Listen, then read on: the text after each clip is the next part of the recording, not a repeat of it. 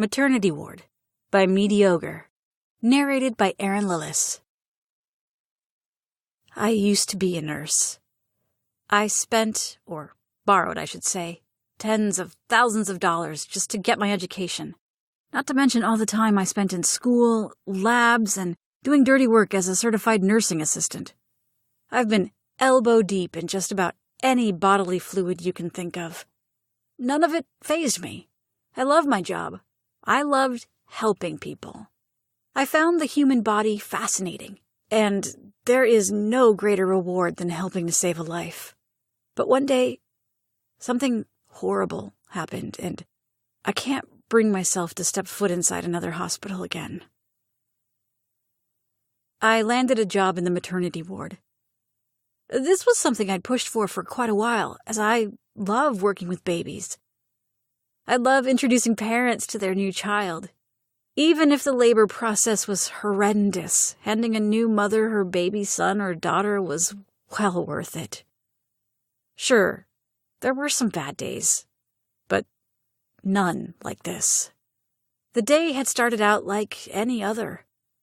We received a call from the emergency department giving us a hurried report of a young Hispanic girl who appeared to be in active labor. She was not a patient of any obstetric provider at our hospital and had no medical records.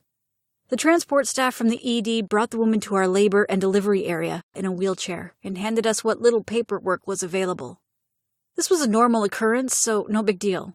They are not to do vaginal exams on pregnant women due to risk of infection to the mom and baby couplet. We did the exams here. A man followed behind the transport team claiming to be the father. He was a white male, maybe mid-30s. He wore a suit and a tie with sunglasses. He looked like an extra on the Men in Black series. I was surprised he didn't have a radio earpiece.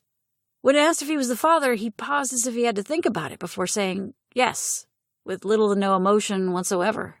We didn't have time to ponder how peculiar this man was because his wife/significant other needed to be examined as soon as humanly possible.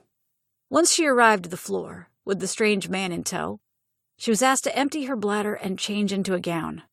I will never forget this woman's face. She was Latino, beautiful, early 20s. Even wincing with contractions, I could catch glimpses of her gorgeous brown eyes. These aren't things you usually notice when a woman goes into labor, but for some reason the details stuck with me. The patient got into bed, and the fetal monitors were put into place. It was difficult to communicate with her as she only spoke Spanish. I only knew enough Spanish to order food at a Mexican restaurant, maybe. The poor thing seemed so frightened. I hurt inside, knowing that the language barrier severely limited my capacity to help this young lady. I turned to her husband for his help, to calm and be a support for his wife. I remember the father standing in the corner of the room, out of everyone's way, his hands crossed over one another, covering his belt line. He looked bored. Most men in his position were either freaking out, trying to do anything to help, or offering a hand to squeeze. But this man just stood there like he was the Secret Service and the wall was the president. Cold-hearted jackass just stood there not seeming to care about the distress his wife was in. He appeared to be distant and uncaring to the point that I wanted to get into his face and call him out on his callous behavior. I hoped his wife saw him for how he really was and dumped his sorry ass. She was dilated to 7 centimeters and was 80% effaced. She was assessed for any abnormalities or bleeding. There didn't seem to be any problems. Just another birthday for another baby. Hopefully.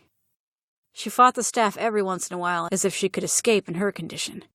The anesthesiologist came in to help her with her pain. He knew a smattering of Spanish and was able to explain what an epidural spinal anesthetic was, along with the risks and benefits. She was able to calm down enough to give consent and have the epidural placed. At her next vaginal exam, she was at 9 centimeters and fully effaced. It wouldn't be much longer now. Dr. Thomas was paged once again and was given the patient's current state of labor. He said that he was on his way. We set up the delivery table for the doctor, which included all of the possible instrumentation that he preferred for a vaginal delivery, and cutting the umbilical cord. The nursery nurses were setting up the warmer with the supplies that they need to catch the baby, weigh, measure, and assess him or her. A brief time elapsed, and the patient was trying to push.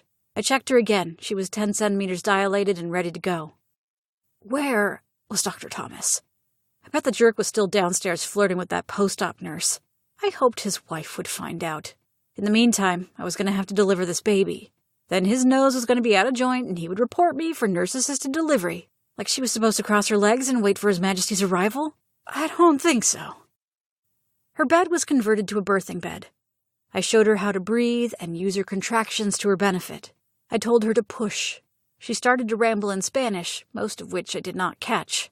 Her husband still remained cold and aloof in the corner of the room. Her bowels evacuated onto the operating table. This, of course, was normal for childbirth, but I only mention it because the mess slightly obstructed what I saw next. All of a sudden, there was a whoosh of blood from her uterus, which also made it difficult to get a view of what was going on. At this point, the baby's head should have been crowning, but no baby emerged. I put my hands below the vaginal area to be sure the baby didn't fall into the mess on the table. Suddenly, a fully grown human hand emerged from the woman's vagina, grabbing my wrist. It pulled with surprising strength as if it were trying to suck me into the woman's body. I planted my feet and tried to break free of the thing's grasp. After the hand, a forearm emerged. Another set of fingers pushed their way alongside the first forearm, which still held my wrist, as the second hand emerged. The woman's vaginal and anal cavities tore into a single opening. The woman's pelvis snapped as both invasive arms made it out of the unfortunate woman. This was impossible. What looked like a fully grown man was tearing at the woman's flesh, trying to escape her body. The vaginal tear was making its way up past her umbilicus. A man was crawling out of her ribcage, entangled in her entrails. How could a fully grown man fit inside this tiny little woman? The man was grayish in color, with translucently pale skin. I could see a vascular road map beneath his skin.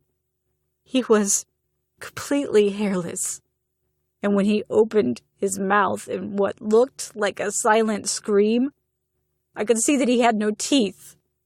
Just then, the father pulled out a pistol from behind his back and shot the thing in the head, killing it instantly. He shot the woman, who was beyond saving anyways.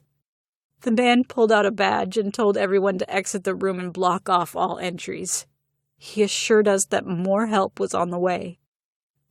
A bunch of men in suits came then and evacuated the entire floor. All of us who witnessed the event had to sign a bunch of documents swearing secrecy.